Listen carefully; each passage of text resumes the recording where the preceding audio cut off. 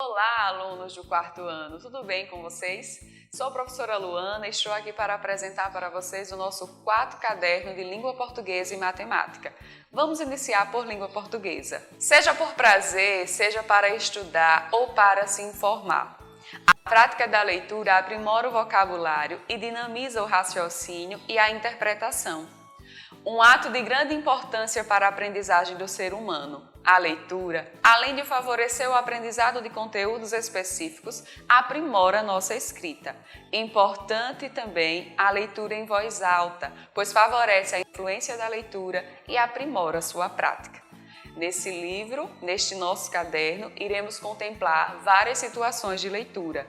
Trabalharemos com alguns gêneros específicos que vocês estão acostumados a lidar com esses gêneros no seu dia a dia. Vamos lá? O texto faz parte do nosso dia a dia, como eu havia falado. Não é verdade?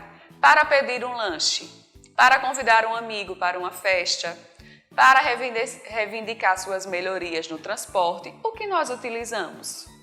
O texto, é claro, não é? Seja oral ou escrito, os gêneros textuais são classificados de textos de acordo com o objetivo e a classificação dentro do seu contexto. São definidos pelas características, porém, faz-se necessário considerar seu contexto, sua função, sua finalidade, tá certo? Nesse caso, em você convidar, de repente você vai fazer um aniversário e vai convidar um amigo. Como fazer isso? E aí você pode usar o texto oral, né, através de um diálogo, ou você pode usar também o texto escrito, com aquele belo convite, não é verdade? Você provavelmente já viu em sua casa faturas de cartões, boletos ou contas para pagar, seja de energia, de água, de celular, enfim. Isso também são exemplos de textos, você sabia? Acredito que sim. Vamos ler mais sobre esse gênero. Boletos, faturas e carnês predominam o tipo de descrição nestes casos e estão relacionados às informações de um indivíduo ou de uma empresa. Geralmente por um produto, por um serviço que foi prestado a você.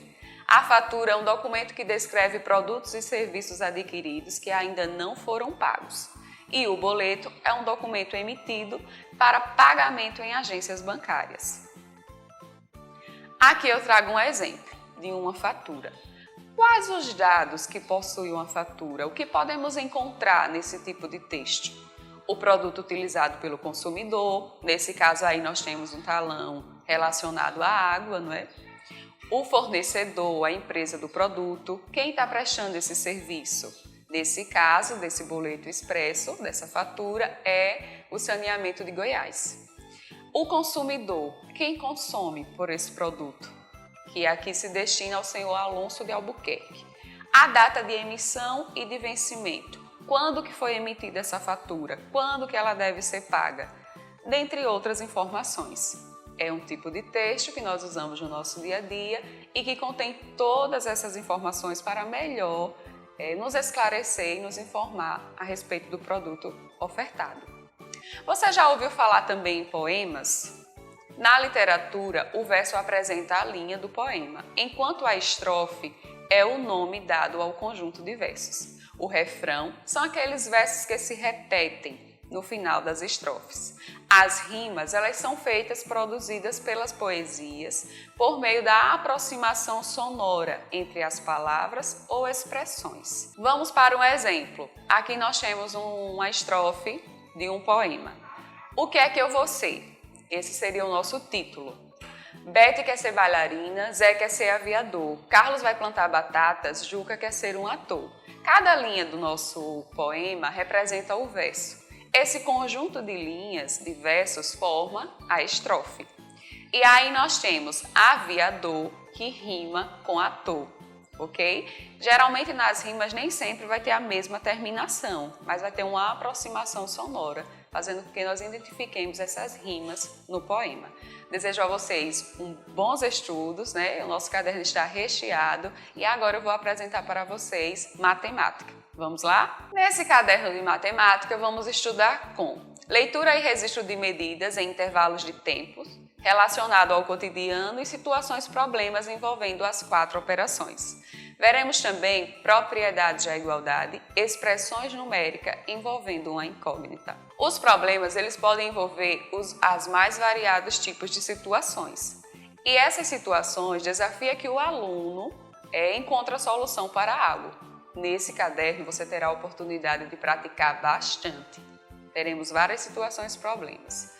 Na matemática, uma incógnita é uma grandeza ou quantidade desconhecida, mas que se pretende descobrir para resolver um problema. Vamos praticar? Para uma excursão foram alugados 3 ônibus com capacidade para 35 passageiros. Sabendo que todos os lugares foram ocupados, quantas pessoas foram à excursão? Então aqui eu trago um exemplo. Você poderia usar 2 operações para essa situação e aí se identificar em qual que você tem mais prática ou qual que você sente mais facilidade de resolver. Seria a adição, né, com a soma dos 3 ônibus. Se em cada ônibus tem 35 passageiros, você poderia somar 35 mais 35 mais 35, obtendo um resultado de 105. E por um caminho mais rápido, que é a multiplicação, você poderia simplesmente multiplicar a quantidade de ônibus, que são 3, pela quantidade de assentos de passageiro em cada ônibus, que é 35. 3 vezes 35 chegaria ao mesmo resultado, 105. Então, em cada situação problema, como o nome já diz, você vai ter um problema no qual você deve resolver. Então, aí você vai se atentar às informações, aos dados, escolher ou identificar a melhor operação e então aplicá-la, ok? As medidas de tempo são as unidades de medida usadas para marcar o tempo de modo geral. Essas medidas são formadas por padrões que podem ser encontrados facilmente no cotidiano, como por exemplo dia, mês, ano. Utilizamos para medir o tempo uma unidade de medida chamada hora. O relógio é o equipamento que marca as horas. Para ler as horas em relógios digitais, os que marcam as horas somente com os números, é somente observar os números e você já está identificando a hora. Já para ler as horas em relógios analógicos de ponteiro, é preciso prestar atenção que o ponteiro pequeno marca as horas e o grande marca os minutos. Este tipo de relógio marca as horas de 12 em 12. Quando o ponteiro pequeno está em um número e o grande está no 12, dizemos que a hora é exata. Um dia tem 24 horas, uma hora tem 60 minutos e meia hora tem 30 minutos. Mas para medir o tempo, precisamos utilizar também outras unidades de medida, como por exemplo, o dia, a semana, o mês, o ano e etc. Aqui, para exemplificar, um relógio de ponteiro, né? O ponteiro pequeno está apontando para o 10 e o ponteiro grande para o 2. Então, dizemos que nós temos 10 horas e 10 minutos. No relógio digital ou analógico, como eu disse, o número já indica a hora exata, 12 horas e 30 minutos. Unidade de tempo, então como eu havia dito, não só a hora, né? A hora para um tempo mais curto, mas aí dependendo da necessidade nós vamos ter semana, dia, mês. Um século, por exemplo, equivale a 100 anos, uma década a 10 anos. O ano tem 12 meses, ou 365 dias.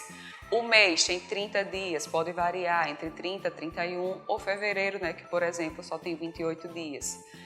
A semana, ela tem 7 dias, o dia tem 24 horas, 1 hora, 60 minutos e dentro do minuto nós temos ainda 60 segundos. Então é isso. Boas atividades, qualquer dúvida pergunte ao seu professor e ele estará apto a te responder. Bons estudos!